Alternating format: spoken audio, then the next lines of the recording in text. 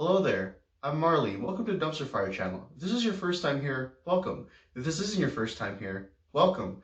Today I'll be reviewing Crisis on Infinite Earths, the CWDC crossover event that spans over 5 episodes. This is what the Arrowverse has been built up to. Ever since that episode of The Flash where we got the future newspaper article of The Flash vanishing, missing in Crisis, this is what had it built up to. I'll be reviewing each episode of the crossover event in separate parts. Part 1 will be the first episode, Part 2 will be the second episode, and so on and so forth. So, let's jump right into the first episode. Jumping right into the first episode of the crossover event, the intro, it had a fun cameos, it introduced more of the Arrowverse. Obviously, we had things like Earth 89 being confirmed, which is the Tim Burton Batman universe. It was confirmed in the Arrowverse. That was fun. We also had Titans also confirmed in the Arrowverse as well through the introduction of the crossover. They were fun, but it sacrificed screen time definitely, which made the rest of the episode suffer. And you'll see that as I review, or as you watch and me reviewing this episode. The first couple of minutes after the introduction with the different Earths and them getting destroyed, it was very rushed. We were thrown right into the action. Like the antimatter wave already introduced. Like I know that if you watch Arrow season 8, you know that like the crisis has already begun because Earth 2, which was the first Earth to be destroyed by this antimatter wave. Again, only if you watched Arrow season 8, which I mean I'm pretty sure a lot of people have because that was the series finale or the season finale of the entire show.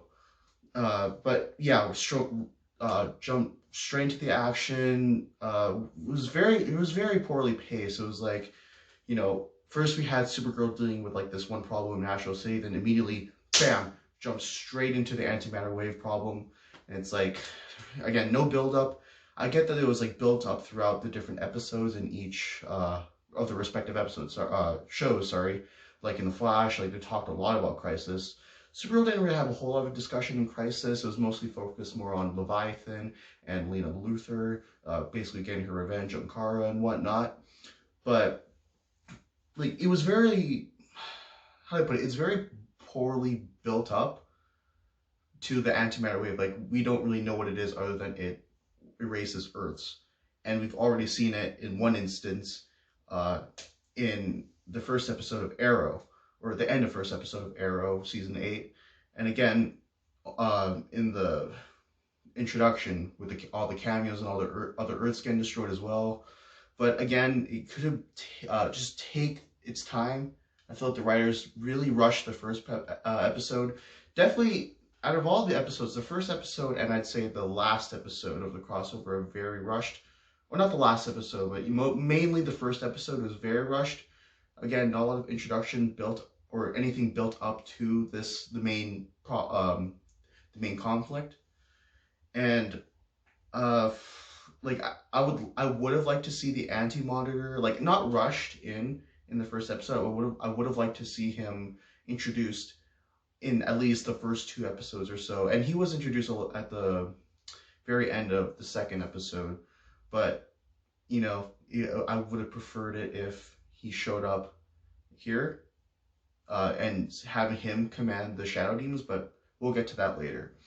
Destruction of Argo City was a great initial incident. It was a great way to start the conflict off, but again, rushed. Would have preferred to take its time, maybe, explain like what's gonna happen. Maybe have like Harbinger gather the heroes before the Earths were getting destroyed. Because like, I mean, Harbinger and the Monitor are already on top of things, so like it would have been nice to have them gather the heroes and prepare for the crisis before the antimatter wave starts destroying the Earths. Also, but what I do like about the Argo City destruction is that it gave a perspective of the multitude of the antimatter wave. Like this isn't just like a small thing like you saw like in Crisis on Earth X. Like, oh, you just have a bunch of doppelgangers from another Earth trying to take over another world.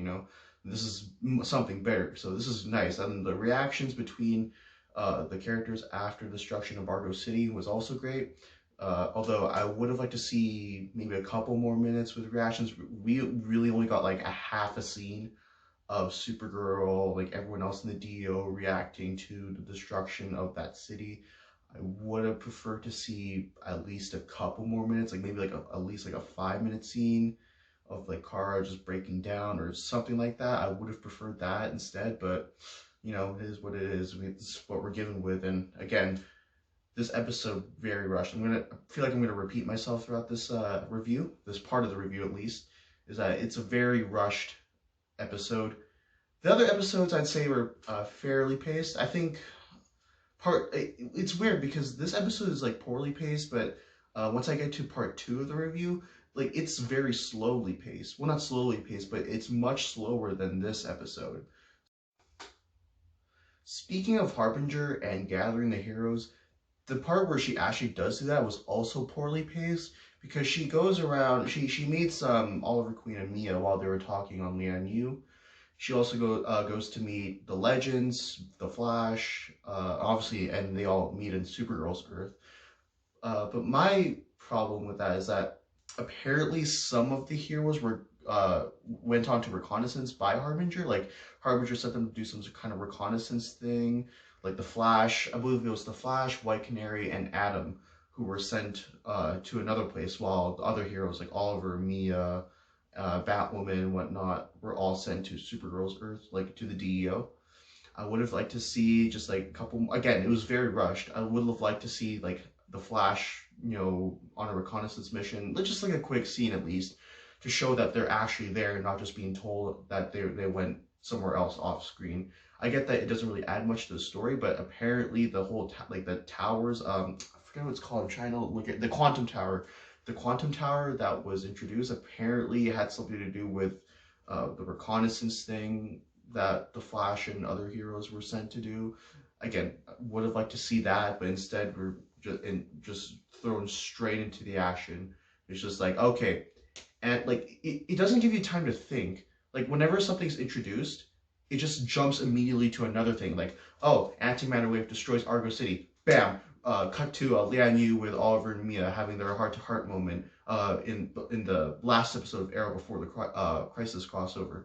Then after that, bam, Harbinger, bam, Flash, bam, Batwoman, bam. All the heroes are in like the DEO, and I would have preferred, again, just take its time. I get that like this is a show and they only have like 45 minutes to get the first part done, but I feel like it would have been better if they just slowed down a little bit, maybe not have too much stuff. Like I get that this is a big crossover, but not have too many things introduced. Like the Quantum Tower.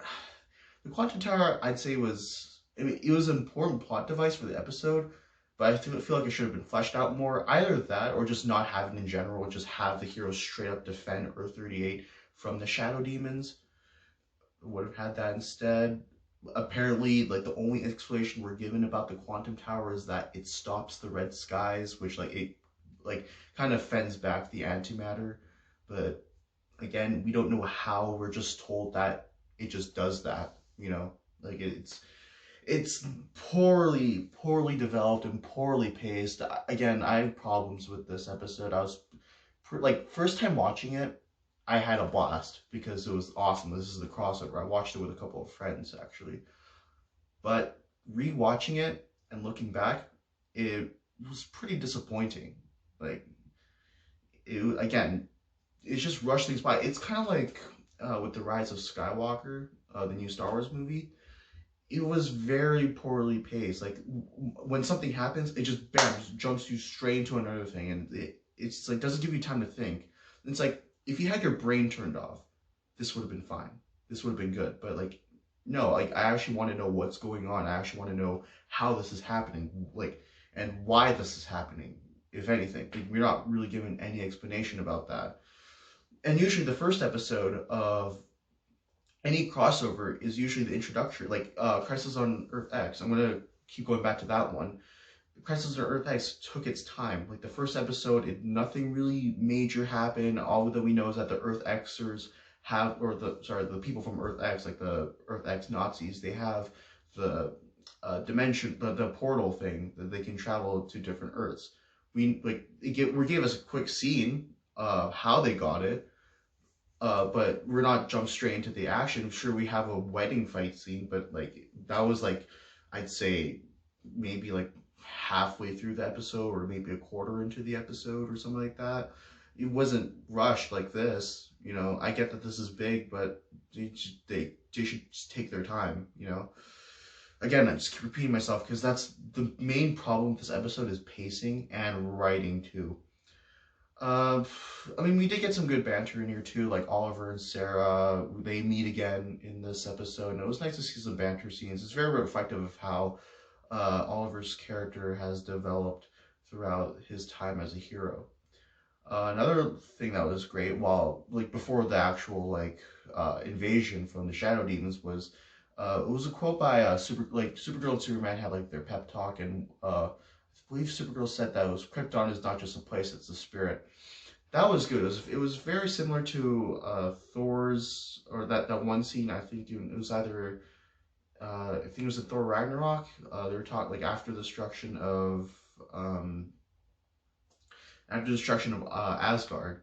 I can't remember if it was Thor who said that, but someone said, I don't even know if it was in Thor Ragnarok. I think it could have been like in Infinity War or Endgame, but it was like Asgard is it's not just a place, it's a spirit. This is very similar here too, because Krypton obviously was destroyed, and now like the last piece of Krypton, that being Argo City, was also destroyed too. So obviously you expect Supergirl and Superman to be heartbroken about that, but you know, it was nice to have that one-on-one scene with those two characters. And again, it's very similar to the Asgard scenes in the MCU, where it's like, yeah, Asgard is a spirit. You know, that was nice. Oh yeah, it was Thor and Valkyrie in Endgame. Sorry, but yeah. So that's where it was from. And also the Earth 16 scenes, they were also great too. Although they weren't necessarily needed. Apparently, it was only needed so they can get Superman's son back, because like his baby was apparently sent to another Earth. Again, not really given any explanation as to how, because the baby, Superman's baby, was shipped to, like, it was shipped from Argo City to um like the actual Earth on Earth 38. We're not really given any explanation as to how it landed on a different Earth, especially since there's an antimatter way of destroying the entire multiverse. I don't know how that happened. But again, no explanation, just rushing right into it. But it was great to see the Earth 16 scenes, because Sarah and Oliver, those are mainly used as a way to have Sarah be like, oh yeah, you're this good person on any Earth, you know, because like this is, you have to remember, this is a send off. Like this season of CWDC shows are a send off for Oliver Queen and the Arrow show, because you know it was final season. It was very reflective. Like this scene was this just the entirety of DC shows in 2019 and 2020, they're basically just a final goodbye to the Arrow show and to this character here too. So, you know, I guess that they always like try to find a way to like have like, oh, you're a good person, make Arrow fans cry. You know, I did cry in this episode, and you'll know why later. Although it wasn't that great, I still cried regardless, because it was initial, you know, initial reaction of what happened. But yeah, it was great, but at the end of the day, wasn't really needed. Another problem with Oliver's death was how it wasn't really clearly explained. I had to go back and watch his final scenes in that episode to fully understand what happened. So apparently he was fighting a bunch of shadow demons, and I guess that like they all beat him up pretty badly, and he was able to, the monitor was able to get him back in time to Earth 1, and by that time he was like almost dead, and yeah, he eventually died on Earth 1 because of his injuries. But like him staying on Earth 38 helped save, was it a billion more lives? But we also, I would have preferred to see what happens to him, instead of just telling just, you know, the monitor telling us off screen that, you know, he stayed there on that Earth and that saved a bunch of more lives, but at the same time he got badly injured by, well, fatally injured by the shadow demons, which eventually caused his death. I would have preferred to see those scenes again.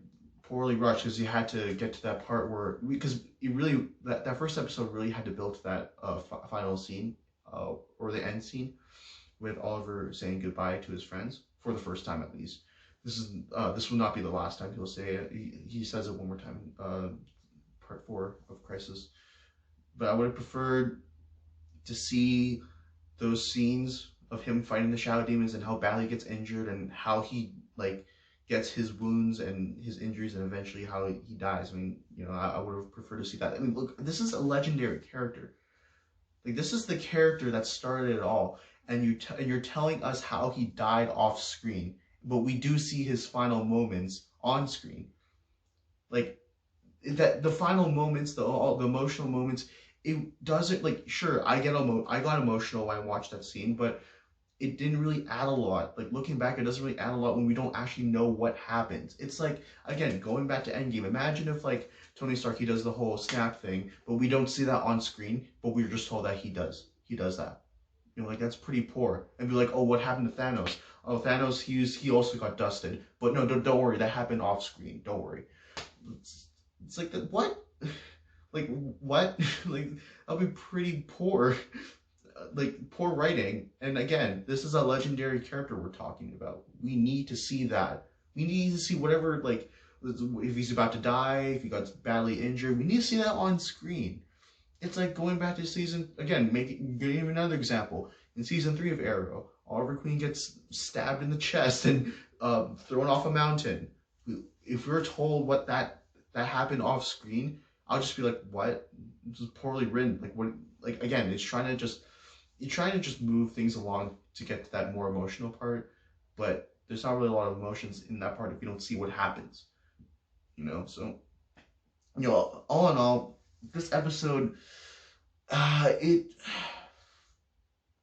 it suffered a lot, mainly due to pacing issues. Things move very quickly. It doesn't give you time to think. It's just like bam, bam, bam, bam, bam. You're not really given any time to think. You're just like you just have to accept it. It's like kind of like the Rise of Skywalker. Like, look, I enjoyed the Rise of Skywalker, but like, is it a good movie? No. Like, I'm not gonna sit here and be like, oh yeah, it's the best Star Wars movie out of the entire saga.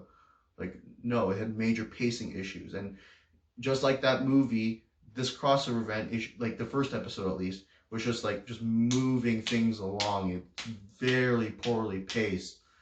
Like when you want to think on something, it's like when you're watching it. Like imagine this. Imagine watching part 1 of Crisis on Infinite Earths.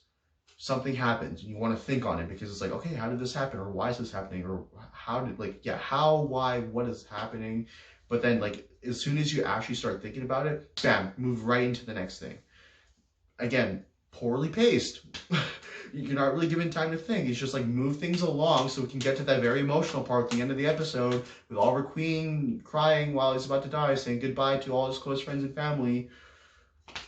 There were some good parts of the episode. I think like the conversation between Oliver, Barry, and the Monitor, where he's like, Oliver finds out that Barry is supposed to die in the Crisis. I think Oliver getting that reaction where he's like pretty mad. He's like, yeah, we need to talk now, and like finally talks to the Monitor and about the deal that they had last year. I feel like that was good. That was a good scene. But all in all, this was pretty disappointing. It was a very rough start to the crossover. But I'm glad that it gets better over time. Like, well, not over time, but it gets better as the crossover continues. Although, again, like the introduction scene, it was fun with you've seen all the different Earths and how all they're getting destroyed. It was fun to see the old Dick Grayson from the Adam West Batman show. It's good to see that. It was good to see the Titans finally confirmed in the Arrowverse. It's good to see the Tim Burton Batman universe in the Arrowverse as well. And as well as Earth X, we also got to see Earth X too with the Ray, and that was pretty fun too. But at the same time, I would have preferred to not have that, and instead, focus more on the story itself and actually taking its time building up to things. But again, didn't really do that. I was watching for the second time. Was pretty disappointed of this episode. So yeah, this is the review for part 1. Stay tuned for part 2 and the rest of the crossover. And I also plan on doing just an overview of Crisis on Infinite Earths and my overall thoughts of this event. See you next time.